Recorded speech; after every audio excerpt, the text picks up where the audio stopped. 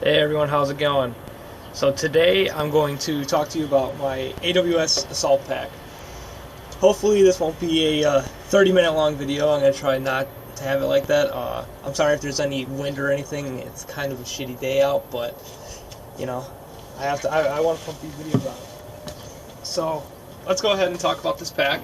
This is the AWS Assault Pack, and it's pretty much like the Yote that you've seen from Eagle or any other beaver tail type backpacks. It's very similar to that, but it does have quite a few interesting features about it. So as you can see, these type of backpacks have this kind of tongue type deal that comes from the bottom and comes up, so you can stick any type of large accessory like a helmet or maybe a puff jacket or something that you want to put inside of it. But this one does have a few key features that I like about it. So let's go ahead. I was just having this there for reference. Stay up. Let's go ahead and move that out of the way. So the front of the pack, we have a large GP pouch as well as a Velcro panel. So it fits a large jumbo flag patch just fine. So let's go ahead and open that. And I'm just going to dump everything that I carry in this pack on the side. Some of the stuff I do always carry, some of it is kind of seasonal or, you know, depending on what it is. So and first things first, before I even open that up too much, is all the zippers have this nice little protective cover. So if it's raining, snowing, whatever, or you just want to protect it, it does have this nice protective, all of the zippers do, have this nice protective little flap that goes over them. So you don't have to worry about water getting in there as much and stuff like that. So in here, in the front, I carry my Peltor contacts. So let's go ahead and put that to the side. So I'm going to tuck this in. So as you can see, this is a very large pouch. It will hold quite a lot of things. Whatever you want to really throw in there, it should be able to fit. It's very similar to like probably a 6x6 GP pouch. And it comes in about 2.5 inches deep on the top. And it tapers downwards. So that's pretty cool. It's got these 3 loops right here, so you can, you know, hook carabiners up there or whatever you want on that. And on the bottom, you can see these 2 clips, and it just clips into the bottom there for compression. So if you're not running anything really big in the beaver tail part, it will compress quite a bit. So, and this beaver tail, I'll get more into the specifics, but it does have quite an interesting feature in it. About it, excuse me. So moving up on the beaver tail, we have some more holders, and these just hold some chem lights. So I have a infrared cam light as well as just a tactical green one. So those hold in there quite nicely, so they're really easy to get to or clip onto the pack, just to for IFF. Then I have an S-hook with my Overlord gloves. Let's see if I can get this off. Yeah, there we go. So I can hook my Overlord gloves on, or excuse me, my iron sight gloves from Outdoor Research. Throw those to the side. And then up here we have another zipper, again with that nice protective flap on it. And inside here, I carry some extra rubber bands because everybody on my team always asks me for fucking rubber bands. And first spear. Just a little bag, just in case I want to put some goodies in here or whatnot, or, you know, if I want to put my phone in here and, you know, fold it all up and make it look all nice so it doesn't get all scratched up. So that's always good. So there's a beaver tail. It does have 6 points of contact with the, as far as buckles go. So we have 2 on the top, 1 on each side, as well as the 2 on the bottom. So one of the really cool things I like about this pack is you can kind of overstuff this. So after I unbuckle all these buckles, one on the side, and one on this side, let me scoot up a bit. After I undo all these buckles, it's going to be kind of difficult to get my helmet still out of there because I have, it's not a large helmet, but it is somewhat difficult to get out because of the stuff I have in front of the pack. So the cool thing about this is the beaver tail is ditchable.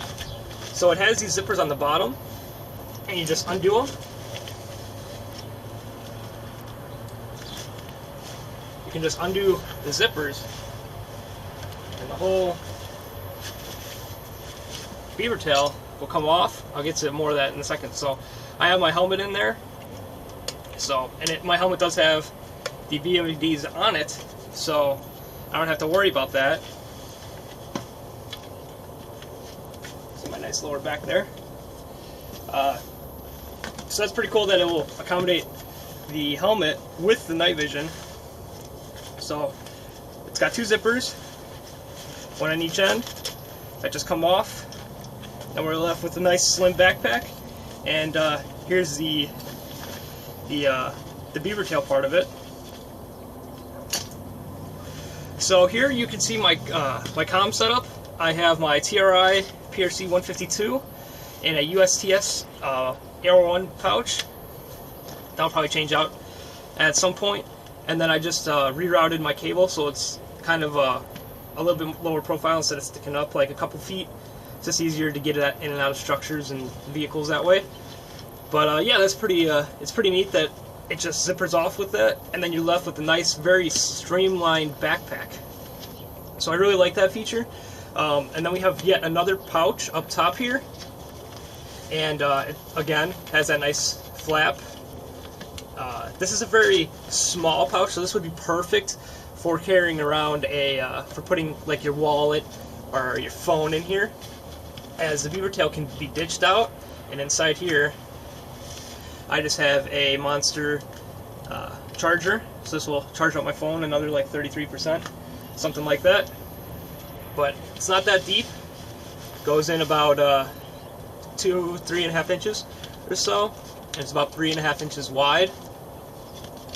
So the straps, all of them can be compressed down. You can see that snow there, but they cannot be taken off unless you cut them off, which I really wouldn't recommend doing. It does have 2 pouches on each side with Molly. It's got 4 rows, 3 columns on each side. They're great for holding things like magazines or radios. So inside here, if I can get it out, you got a magazine on each end. We have on this side, it's the same setup, and I have just some flex cuffs, as well as another mag with the mag wrap on it. And then on the front here, it does have 7 rows and 4 columns up there, so you can fit whatever you want on there pretty much. Any type of pouch will fit just fine. And then the cool thing about this big open top is it's actually got 4 zippers. So what I usually like to do, I didn't do it this time, but I'll have 2 zippers on top and 2 zippers on each end. And that's kind of how it's designed. This also has the flap on it, as I said before. So you have the 2 zippers on top, so you can open it up top and get to whatever you need to get. Or if you need to get something a little bit lower, you can open up on each end and go through in there. So that's pretty neat. I like that feature a lot as well. So let's go ahead and open this. You can see my communications is a little bit in the way, but nothing bad. So inside I have a Arc'teryx Minotaur. That rides in there really nicely, as well as an Eagle pouch that I hold 6 more rounds into, so it just kind of holds in there so these don't get all gunked and nastied up. Set that aside. And then what's left is we have this nice big opening. Might be kind of hard to tell, but it's just a wide opening. There's no dividers or organizers in there.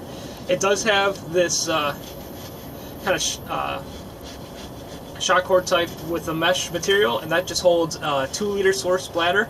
It holds my bladder just fine.